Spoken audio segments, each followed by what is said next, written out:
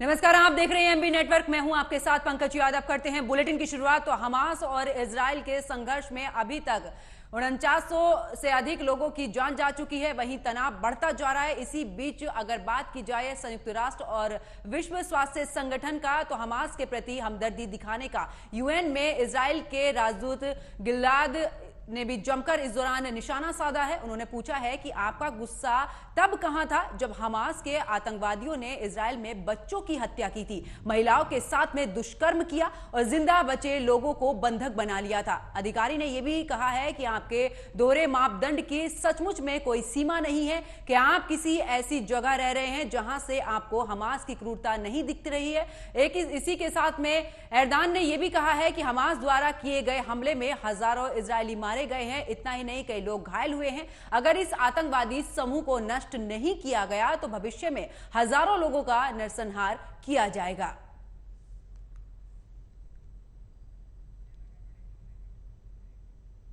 और रुक करते हैं इस वक्त की बड़ी खबर का, जहां पर बीजेपी के राष्ट्रीय अध्यक्ष जेपी नड्डा का राजस्थान का दौरा है। इस वक्त की बड़ी खबर आपको बता रहे, जहां पर बता दें कि जोधपुर और उदयपुर के दौरे पर रहे आज जेपी नड्डा, वसुंधरा राजे और सीपी जोशी ने किया है स्वागत। तमाम बड़े नेताओं के साथ में आज बैठक भी करेंगे जेपी नड्डा। तो इस वक्त की बड़ी खबर आपको बता रहे, जहां पर तमाम बड़े नेताओं के साथ में बैठक करेंगे नड्डा।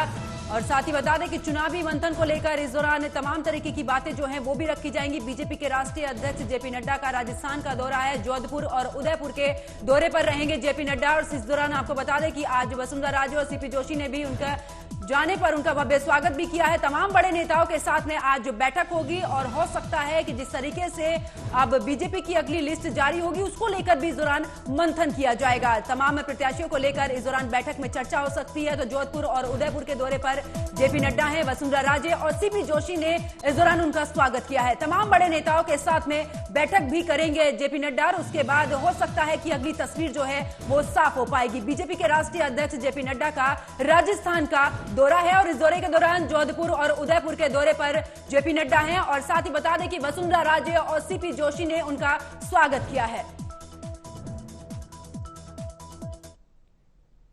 और इसी खबर पर ज्यादा जानकारी के साथ मेरे सहयोगी मनोज शर्मा मेरे साथ ऑनलाइन पर जुड़ चुके हैं। मनोज, जेपी नड्डा का राजस्थान का दौरा है और खास करके आज जो देखा गया, वसुंधरा राजे भी उनका स्वागत करने के लिए वहां पर पहुंची थी।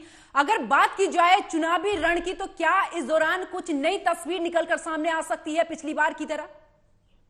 देखिए, मैं आपको बताना चाहूंगा कि अगर जेपी नड्डा की बात की जाए तो अभी कुछ दिन पहले जयपुर में भी मेरा कार्यक्रम में शिरकत की थी भारतीय जनता पार्टी के कार्यक्रम के अंदर में।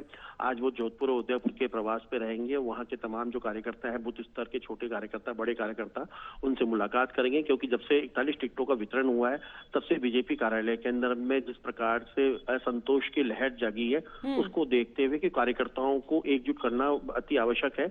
अगर हम विभिन्न टीवी चैनलों के अगर सर्वे की अगर बात करें तो उसमें राजस्थान में भारतीय जनता पार्टी की सरकार बनना तय बता रहे हैं। तो उसको देखते हुए कहीं पे भी बीजेपी का कमान जो है वो चाहते नहीं है कि कार्यकर्ताओं के चक्कर के अंदर में कहीं ऐसा नहीं हो कि परिस्थितियां उल्टी हो जाए।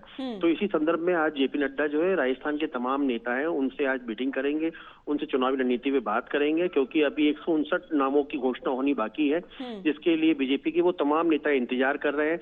और रही वसुंधरा राजे सिंधिया की, देखिए कि हर एक युग की समाप्ति का दौर आता है, हर युग का एक नया युग आता है।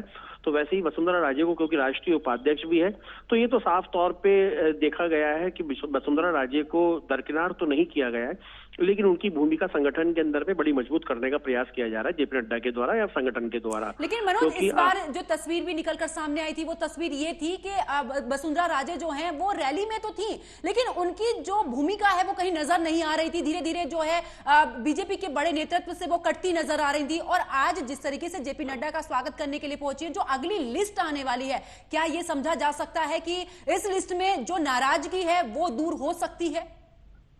देखिए, निश्चित तौर पे, क्योंकि जब पिछले बार 2018 में चुनाव हुए थे उस वक्त वसुंधरा राजे की टिकटों में चली थी। इस बार जो है, क्योंकि टोटली जो टिकटों का वितरण हो रहा है वो दिल्ली से हो रहा है, राजस्थान का इसमें कोई हस्तक्षेप नहीं है।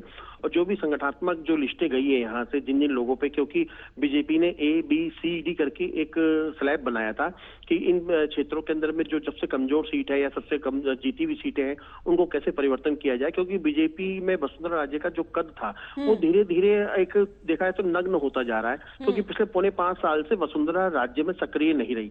या तो कभी अपने लंदन वाले बंगले पे चली जाती थी, या कभी वो किसी कार्यकर्ता से मिली नहीं। तो बीजेपी के कई नेताओं का, जो सूत्रों के हवाले से हम बता सकते हैं कि बीजेपी के नेताओं का ये कहना था कि वसुंधरा पौने 5 साल तक तो सक्रिय थी नहीं, लेकिन ये जरूरी नहीं है कि हर साल मुख्यमंत्री का चेहरा वो हो। तो इसी संदर्भ के अंदर में अब जब भारतीय जनता पार्टी को लगा कि भाई अब वसुंधरा राजे को रखना, क्योंकि वसुंधरा राजे का क्रेज अभी भी है, लोग उनके नाम से भीड़ इकट्ठी होती है, तो बीजेपी कहीं पे भी ऐसा मौका नहीं छोड़ना चाहती जिससे कि नाराज हो। लेकिन हाँ, ये तय माना जा रहा है कि जिस प्रकार से भारतीय जनता पार्टी ने वसुंधरा को थोड़ा किनारे किया है, वो अपने आप में एक सोचनीय विचार है भारतीय जनता पार्टी के लिए। लेकिन भारतीय जनता पार्टी ने साफ तौर पे, जैसे कि मोदी ने कहा था कि हमें सिर्फ कमल के फूल पे ध्यान देना है, किसी व्यक्ति विशेष पे ध्यान नहीं देना, तो ये अपने आप में एक बहुत बड़ा संदेश था वसुंधरा के लिए और कार्यकर्ताओं के लिए। उन्होंने साफ तौर पर संदेश दिया है कि पार्टी को सिर्फ कमल के फूल की तरफ ध्यान देकर ही चुनाव लड़ना है और चुनावी मैदान में कूदना है। तो इससे साफ तौर पर देखा जा सकता है कि यहाँ पे कोई व्यक्ति विशेष की पार्टी नहीं है, ये कार्यकर्ताओं की पार्टी है, कमल की फूल की पार्टी है।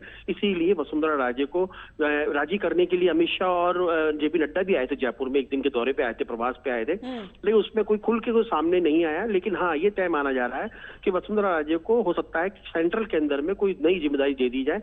लेकिन फिलहाल अभी राजस्थान के अंदर में वसुंधरा राजे का जो कद था राजनीति का, वो धीरे धीरे घटता हो। मनोज, भ्रष्टाचार का जो मामला है वो कांग्रेस ने भी उठाया है और बीजेपी हमेशा से हमलावर रही है कांग्रेस पर कि तमाम जो नेता हैं वो भ्रष्टाचार में लिप्त हैं।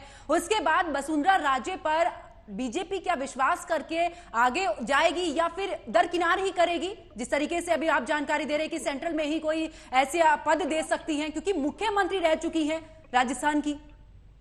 बिल्कुल, देखिए, निश्चित तौर पे भ्रष्टाचार का जब मामला था, वसुंधरा की सरकार थी, तो उस समय खान घोटाला हुआ था 500 करोड़ रुपए का। उस घोटाले के अंदर में वसुंधरा के जो खास सीपी सलार थे, उनका नाम आया था और बहुत बड़ा घोटाला था 500 करोड़ रुपए का। तो उस समय कांग्रेस ने लगातार भ्रष्टाचार के आरोप लगाए थे और बीजेपी के ऊपर में उनको घेरने का प्रयास किया था। और वो क्योंकि अब बीजेपी ने भी कांग्रेस नेताओं के ऊपर भ्रष्टाचार के आरोप लगाए हैं, जिनकी ईडी सीबीआई की जांच चल रही है। तो साफ तौर पर देखिए, वसुंधरा राजे की अगर बात की जाए तो वसुंधरा राजे आज की तारीख में राजस्थान के अंदर में वो कद है जिसको कोई नकार नहीं सकता।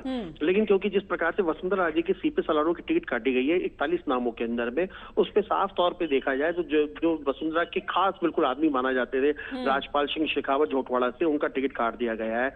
विद्याधर नगर से नरपत सिंह राजवी का टिकट काट दिया गया है। ये वसुंधरा के खास लोग माने जाते थे। तो इनको देखते हुए ये कयास लगाए जा रहे हैं कि धीरे धीरे पार्टी ने क्या है, वसुंधरा राजे के पर काटना चालू कर दिया है। क्योंकि मनोज शर्मा हमारे साथ बने रहिए, आगे भी आपसे अपडेट लेंगे। और खबरों में आगे बात करते हैं, जहां पर देहरादून वरिष्ठ पुलिस अधीक्षक ने पुलिस कार्यालय में जिले के सभी अधिकारियों के साथ में समीक्षा बैठक की है और इस दौरान सभी को जरूरी दिशा निर्देश भी दिए गए हैं। ऑपरेशन प्रहार के अंतर्गत जिले के सभी थानों द्वारा की गई कार्रवाई की सर्किल वार समीक्षा की गई है और वहीं गैंगस्टर एक्ट के तहत पंजीकृत अभियोग की अगर बात की जाए तो इस दौरान भी समीक्षा के दौरान आरोपियों द्वारा अर्जित की गई अवैध संपत्ति के चिन्हीकरण और उसके साथ में ही जब्तीकरण की कार्रवाई करने के भी निर्देश जारी कर दिए गए हैं।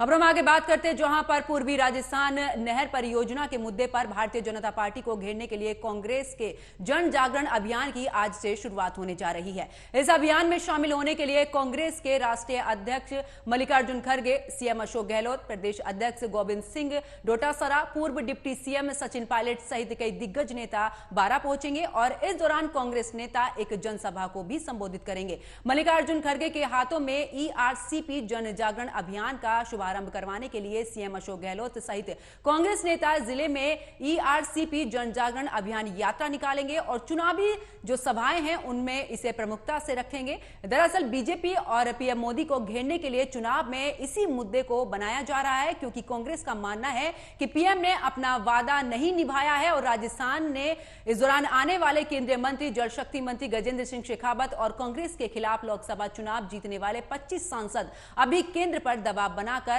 ईआरसीपी परियोजना को राष्ट्रीय परियोजना घोषित नहीं करवा पाए।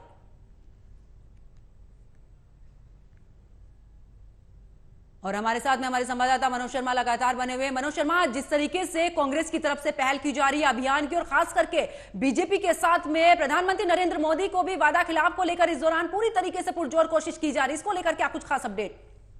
बिल्कुल, देखिए राजस्थान के अंदर में आज अगर सबसे बड़ा मुद्दा है तो वो ईआरसीपी का है, क्योंकि ये 13 जिलों को पानी सप्लाई करने का मामला था नहर के द्वारा। और क्योंकि जब भारतीय जनता पार्टी क्या नाम है नरेंद्र मोदी ने साफ तौर पे अपनी रैलियों में कहा था कि हम पूर्वी जिलों के जो 13 जिले प्रभावित होते हैं पानी को लेके, हम ईआरसीपी को लागू करेंगे। लेकिन ये चुनावी वादा खिलाफी के तहत कांग्रेस ने इसने अपने बड़ा मुद्दा बनाया है। और आज उसी संदर्भ के अंदर में राष्ट्रीय अध्यक्ष मल्लिकार्जुन खड़गे और मुख्यमंत्री अशोक गहलोत, जो सचिन पायलट है, गोविंद सिंह डोटासर 12 के अंदर में रैली करेंगे और वहां से एक जन जागृति यात्रा निकालेंगे जो 13 जिलों को जोड़ते हुए तकरीबन 10 दिन में अपना सफर तय करेगी और आम जनता को बताएगी कि प्रधानमंत्री नरेंद्र मोदी के पास झूठ बोलने के अलावा कुछ भी नहीं है। क्योंकि चुनावी वादों के अंदर में कोई भी चुनावी वादे की, जो हमने अपने मैनिफेस्टो में जो वादे किए थे करके दिखाया, हमने 500 का सिलेंडर दिया, चिरंजीवी योजना लगाई। तो उस संदर्भ में आज पार्टी एक बड़े स्तर पे कार्यक्रम कर रही है। एक तरह से देखा जाए तो चुनावी रणनीति की तहत शंखनाद भी होगा कांग्रेस का, क्योंकि राष्ट्रीय अध्यक्ष आ रहे, कुछ दिनों बाद प्रियंका गांधी का भी राजस्थान दौरा है, राहुल गांधी का भी दौरा है। तो अपने आप में एक दिलचस्प होगा कि ईआरसीपी के मुद्दे पर जहां कांग्रेस लगातार बीजेपी को घेरते हुए आ रही है, उनका आरोप था कि केंद्रीय जल शक्ति मंत्री गजेंद्र सिंह शेखावत, जो कि जोधपुर से आते हैं, उन्होंने वादा किया था लेकिन वो वादा कहीं पे पूरा नहीं हुआ। और ये जल को लेकर आम जनता को जिस प्रकार से मोदी सरकार ने प्यासा मारा है, उसको देखते हुए सरकार अगर दोबारा रिपीट होती है तो हम ईआरसीपी के ऊपर में दोबारा काम करेंगे और दोबारा नई परियोजना लाकर इसे जल्द रूप से मुहूर्त देंगे। बिल्कुल, क्योंकि मनोज अक्सर देखा है कि अब जो कांग्रेस है वो पूरी तरीके से बदल चुकी है, स्थानीय मुद्दों को ज्यादा प्रेफर करती है ताकि जो स्थानीय मुद्दे हैं उनसे जो वोट बैंक है वो उसका बढ़े। क्योंकि हमने कर्नाटक में भी देखा, हमने हिमाचल में भी देखा, तो राजस्थान में भी कुछ तस्वीर जो है वो ऐसे ही बना रही है कांग्रेस। बिल्कुल साफ तौर पे देखिए, कांग्रेस से अगर राजस्थान के अगर चुनावी इतिहास को अगर देखा जाए तो 5 साल कांग्रेस, 5 साल बीजेपी है। क्योंकि हम पिछली बार की अगर बात करें तो पिछली बार अमित शाह जो देश के गृह मंत्री है, उन्होंने साफ तौर पे वादा किया था कि हम 156 सीट जीत के आएंगे। लेकिन वापिस राजस्थान की जनता ने कांग्रेस को सत्ता में लाकर वो पूरे उनके कथन को मिथ्या घोषित कर दिया था। इस बार कांग्रेस दोबारा इस मामले को लेके लगातार प्रहार कि हमने जितने विकास कार्य किए, जितने हमने योजनाएं लागू की है, उसके दम पर हम सरकार लेके आएंगे। और उसी में ईआरसीपी का जो मामला है वो अपने आप में एक बहुत बड़ा मसला है, क्योंकि आम जनता को ये बताने का प्रयास किया जा रहा है कि आपके पास पानी पहुंच सकता था ईआरसीपी के माध्यम से, लेकिन बीजेपी ने सिर्फ राजनीतिक द्वेषता भावना को देखते हुए ये मुद्दा आगे बढ़ने दिया नहीं, ना तो इस परियोजना को आगे बढ़ने दिया। तो साफ तौर पे आम जनता, क्योंकि देखिए वोट देने वाली जनता होती है, उसके दिमाग में आपको क्या डालना पड़ता है, उसमें आपको क्या बताना पड़ता है अपने चुनावी वादों के तहत। तो लगता है ऐसे ही है कि कांग्रेस अपने जो चुनावी मुद्दे हैं, चुनावी मैनिफेस्टो है और जो उन्होंने काम किया है, उसके दम पर आम जनता के बीच में जाएगी और आम जनता से वोट मांगेगी। और उसी कड़ी के अंदर में आज शुक्रिया मनोज शर्मा हमारे साथ जुड़ने के लिए, विस्तार पूर्वक जानकारी देने के लिए। और रुक करते इस वक्त की बड़ी खबर का, जहां पर यूपी में चौपाल के जरिए दूर की जाएगी महिलाओं की समस्याएं। इस वक्त की बड़ी खबर आपको बता रहे, जहां पर मिशन शक्ति के तहत होंगे कई कार्यक्रम, स्वास्थ्य विभाग की योजनाओं की दी जाएगी जानकारी। सीएम योगी के निर्देश पर मिशन शक्ति कार्यक्रम जिला, वार्ड और ग्राम पंचायत स्तर पर महिला पुलिसकर्मी करेंगी जनसंपर्क।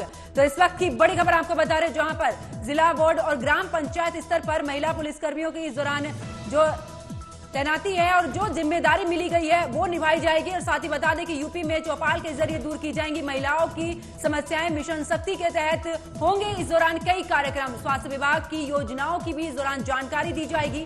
और साथ ही बता दें कि सीएम योगी के निर्देश पर मिशन शक्ति कार्यक्रम जो है वो शुरू किया जाएगा।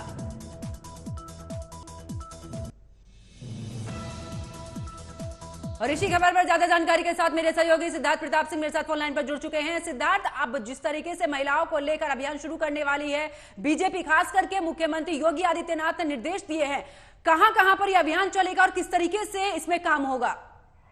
जी बिल्कुल, यूपी में चौपाल के जरिए दूर की जाएंगी महिलाओं की समस्याएं और इसी के तहत मिशन शक्ति के तहत जो होंगे कार्यक्रम, स्वास्थ्य विभाग की योजनाओं को भी दी जाएगी जानकारी। देखिए, सीएम योगी ने सख्त निर्देश दिए हैं कि मिशन शक्ति कार्यक्रम में जिला, वार्ड और ग्राम पंचायत पर महिला पुलिसकर्मियों को भी जनसंपर्क तक में ड्यूटी लगाई जाएगी और कल इसके आदेश जारी हो गए। और एक ही स्वास्थ्य विभाग को भी ये आदेश जारी किए कि वो भी जाकर ग्रामीण क्षेत्रों में जाए और महिलाओं से मिले और महिलाओं में जो एनएम है या उनके जो स्वास्थ्य कर्मी है वो भी जाकर उनसे मिले और उनकी समस्याओं को जाने। और एक चीज सबसे महत्वपूर्ण है, महिलाओं को लेकर सरकार ने सख्त आदेश जारी किए कि जो पुलिसकर्मी है, वो जो महिला पुलिसकर्मी है वो ग्रामीण क्षेत्रों में जाए, खासकर ग्राम पंचायतों में, वार्डों में, वहां जाकर एक चौपाल टाइप लगाए, ये जानने की कोशिश करें कि महिलाओं को क्या दिक्कत है, क्या किस किसी तरीके से कोई दिक्कत तो नहीं, उनके आसपास में कैसा माहौल है। तो सरकार पूरी तरीके से, और एक चीज सरकार पूरी तरीके से पूरी तरीके से इस पर नजर बनाए हुए। एक चीज सबसे महत्वपूर्ण पंकज इसमें ये कि जो इसका जो डाटा मांगा गया है वो थानेवार डाटा मांगा गया, और आपने क्या क्या कार्रवाई की है इस सप्ताह में इसको भी बताना होगा। आप केवल कागज में कार्रवाई नहीं करेंगे, आपको डाटा बेस बताना होगा कि किन किन लोगों के खिलाफ कार्रवाई, कौन कौन से ऐसे सौदे थे जिनके खिलाफ आप कार्रवाई की। तो कहीं ना कहीं सरकार पूरी तरीके से एक्शन के मूड में है, और इसी के तहत अब पूरी तरीके से इस मिशन शक्ति कार्यक्रम क्योंकि को सिद्धार्थ अक्सर देखा गया है कि कोई भी हिंसा हो महिलाएं खुलकर सामने नहीं आती हैं, लेकिन अब जिस तरीके से चौपाल लगेगी, पुलिसकर्मी जो महिलाएं हैं वो भी वहां पर होंगी, और स्वास्थ्य से संबंधित कौन कौन सी दिक्कतें आती हैं इन सब पर भी एक पैनी नजर जो है वो मुख्यमंत्री की रहने वाली है। तो बहुत ऐसा लग रहा है कि 2024 में जिस तरीके से साधने की कोशिश की जा रही है महिलाओं को, बीजेपी जो है वो पूरे तरीके से तैयार है महिलाओं को लेकर। देखिए, सरकार बीजेपी की बात करें तो बीजेपी हमेशा इस चीज को कहती है कि वो हमेशा महिलाओं के लिए आगे सोचती है। तो सब सरकार में है, और सरकार में आने के बाद कहीं ना कहीं इसको जमीनी स्तर पे भी देखा जा रहा है। महिला और बेटी की सुरक्षा की सम्मान की बात सरकार हमेशा करती थी, और कहीं ना कहीं सरकार पूरी तरीके से इस बार इसको लेकर जमीनी रूप में उतारना चाहती है। और ये कहीं ना कहीं 2024 के चुनाव में जब सरकार चुनाव में जाएगी तो वो साफ बताएगी कि लोकसभा चुनाव में हमने महिलाओं के लिए किया। और एक चीज सबसे महत्वपूर्ण है, जो लगातार जो ये एनालिसिस किया जाएगा डाटा का, और डाटा में आप हेर फेर नहीं कर सकते। इसको लेकर ये डाटा एक जगह नहीं, केवल आप जिलों से भेज दिया जाएगा, वहां सीएम कार्यालय से भी लगातार कॉल की जाएगी, महिलाओं के जो नंबर फीड होंगे उनसे पूछा जाएगा क्या यहाँ चौपाल लगी थी। तो कहीं ना कहीं अब सरकार पूरी तरीके से एक्शन मूड में है, और महिलाओं के स्वाभिमान के साथ साथ सम्मान के साथ साथ स्वास्थ्य पर भी पूरी तरीके से सरकार की नजर है। महिलाएं स्वस्थ रहें ज्यादा से ज्यादा, ये सब चीजें। और हमेशा ये होता था एक दिन कैंप लगते थे, लेकिन अब कैंप जो लगेंगे हफ्ते में 3 दिन लगाए जाएंगे, और कैंप के माध्यम से उनके बारे में जाना जाएगा, उनके स्वास्थ्य संबंधित क्या समस्या है और आस पड़ोस में उनका क्या माहौल है, जिससे जब महिला पुलिसकर्मी जाएगी तो वो कहीं ना कहीं वो अपनी जो उनकी दिक्कतें होंगी उसको कहीं ना कहीं वो आसानी से शेयर करेंगे। तो इसको लेकर जो जमीनी स्तर पर बात कर ले तो जमीनी स्तर में ग्रामीण क्षेत्रों में इसको लेकर काफी लोगों में खुशी है, और महिलाओं में इसको लेकर काफी खुशी देखी जा रही है। चलिए, बहुत बहुत शुक्रिया सिद्धार्थ प्रताप सिंह हमारे साथ जुड़ने के लिए, विस्तार पूर्वक जानकारी देने के लिए। और खबरों में आगे बात करते हैं, जहां पर दिल्ली आबकारी नीति मामले में पिछले कई महीनों से जेल में बंद पूर्व डिप्टी सीएम और आम आदमी पार्टी के दिग्गज नेता मनीष सिसोदिया की जमानत याचिका पर आज सुप्रीम कोर्ट में सुनवाई होनी है। बता दें कि इससे पहले 12 अक्टूबर को होने वाली सुनवाई टल गई थी। बताया गया था कि सुनवाई करने वाले जज जस्टिस संजीव खन्ना किसी अन्य मामले पर सुनवाई कर रहे थे। वहीं 5 अक्टूबर को दिल्ली शराब घोटाला मामले में कोर्ट ने ईडी से पूछा था कि आखिरकार मनीष सिसोदिया के खिलाफ सबूत कहां है। मामले में सीबीआई और ईडी का दावा है कि दिल्ली के आबकारी मंत्री रहते हुए मनीष सिसोदिया ने शराब आबकारी को फायदा पहुंचाने के लिए नीतियों में कई बदलाव किए थे, और आरोप लगा है कि फायदा पहुंचाने के बदले में आप नेताओं ने इन कारोबारियों से भी रिश्वत ली थी।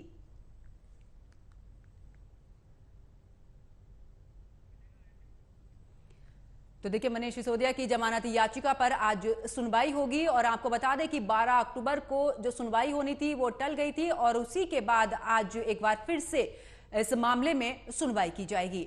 और साथ ही आपको बता दें कि कोर्ट ने भी सीबीआई से भी तमाम जो सबूतों को लेकर बातचीत की थी, लेकिन उसके बाद अब जो है आज एक बार फिर से सुनवाई होगी। और इसी खबर पर ज्यादा जानकारी के साथ मेरे सहयोगी नागेंद्र भाटी मेरे साथ फोन लाइन पर जुड़ चुके हैं। नागेंद्र भाटी, जिस तरीके से आज जो सुनवाई होनी है इसको लेकर क्या कुछ खास अपडेट? जी बिल्कुल, देखिए 12 अक्टूबर को सुनवाई होनी थी, लेकिन उस वक्त जो सुनवाई कर रहे थे जज वो किसी दूसरे केस में व्यस्त थे, तो उस दिन मनीष सिसोदिया के मामले पर सुनवाई नहीं हुई थी। आज सुनवाई फिर से होनी है जमानत पर, और उससे पहले की सुनवाई में कोर्ट ने कड़ा रुख करते हुए ईडी से पूछा था कि आप इतने दिन से इनको अंदर रखे हुए हैं, आखिर सबूत कहाँ है, यदि सबूत है तो उन्हें पेश किया जाए। तो आज ईडी की तरफ से जो उनके पास सबूत है वो कोर्ट में पेश किए जाएंगे। उसके बाद कोर्ट देखता है कि जमानत मिलती है या नहीं। तो आज जमानत पर भी इसमें फैसला आना है। चलिए, बहुत बहुत शुक्रिया नागेंद्र भाटी हमारे साथ जुड़ने के लिए, विस्तार पूर्वक जानकारी देने के लिए। और खबरों में आगे बात करते हैं, जहां पर मनी लॉन्ड्रिंग के मामले में जेल में बंद दिल्ली के पूर्व स्वास्थ्य मंत्री सत्येंद्र जैन इन दिनों स्वास्थ्य कारणों की वजह से अंतरिम जमानत पर हैं। आज राउज एवेन्यू कोर्ट में सत्येंद्र जैन पर आरोप तय किए जा सकते हैं। आरोप तय होने के बाद ही इस बात का भी फैसला होगा कि सत्येंद्र जैन को राहत मिलेगी या फिर उनकी मुश्किलें और बढ़ जाएंगी।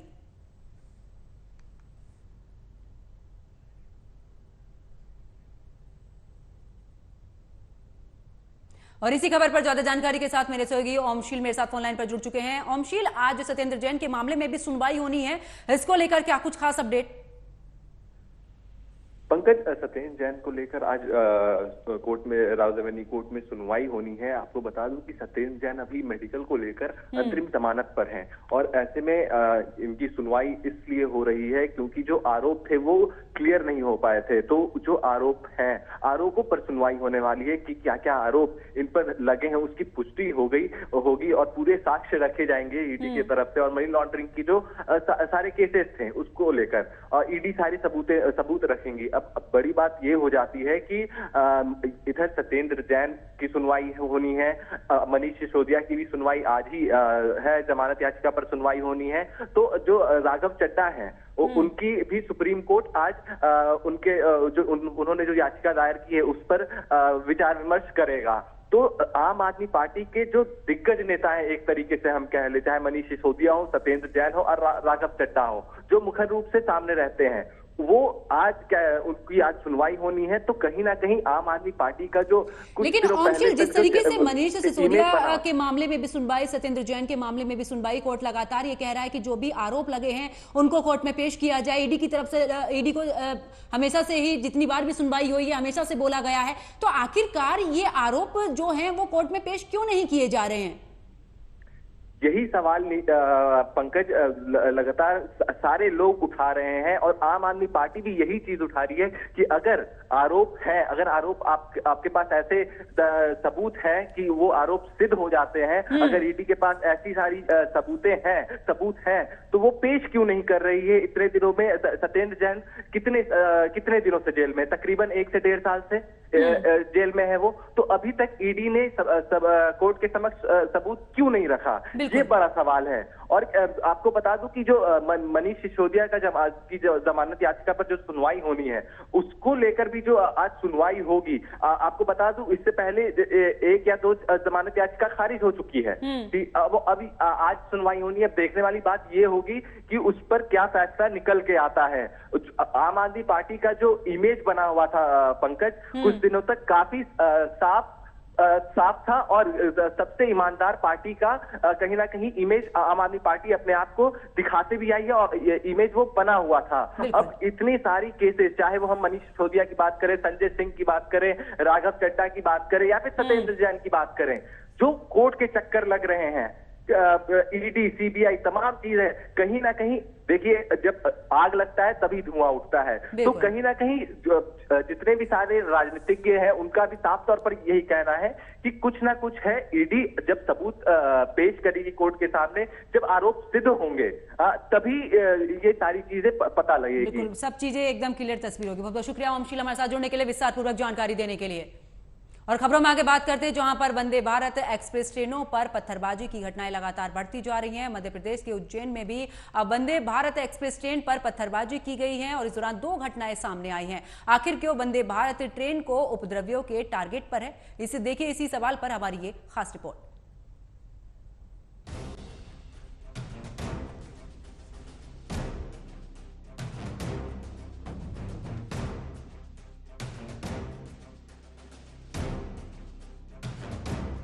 देश के रेलवे के इतिहास में आधुनिक क्रांति का ताज पहनने वाली वंदे भारत ट्रेन पर पथराव की घटनाएं लगातार बढ़ रही हैं।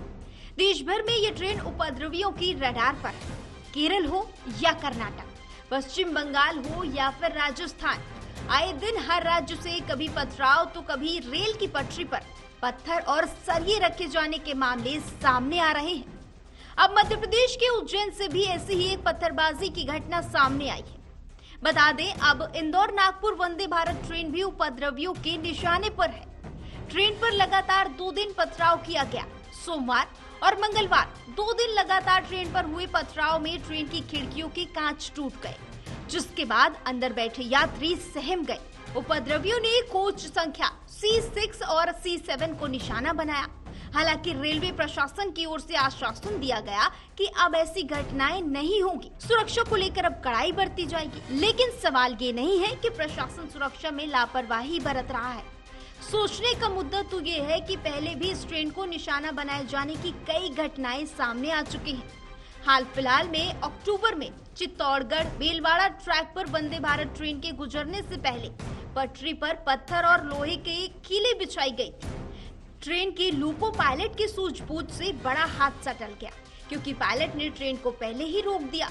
इसी के साथ ही अगर अचानक ट्रेन को सही समय पर नहीं रोका जाता तो सैकड़ों बेकसूर जिंदगी मौत की नींद सो जाती। अगस्त 2023 में मध्य प्रदेश के ही मुरैना जिले में ट्रेन में पथराव करने वाला जिहादी पुलिस के हत्थे चढ़ा था, जिसकी पहचान फिरोज खान के रूप में हुई थी। उसने भोपाल से दिल्ली जाने वाली वंदे भारत एक्सप्रेस पर पथराव किया था। वहीं जनवरी 2023 में पश्चिम बंगाल के मालदा में भी उपद्रवियों की ओर से वंदे भारत ट्रेन को निशाना बनाया गया था। वंदे भारत ट्रेन पर लगातार हो रही पत्थरबाजी की घटनाओं से एक गंभीर सवाल खड़ा होता है। आगामी विधानसभा चुनाव से पहले ये हमले तुष्टीकरण की राजनीति के तहत किए जा रहे हैं, या फिर इसके पीछे आम जनजीवन से खिलवाड़ की आतंकी साजिश है। Bureau report, MB network.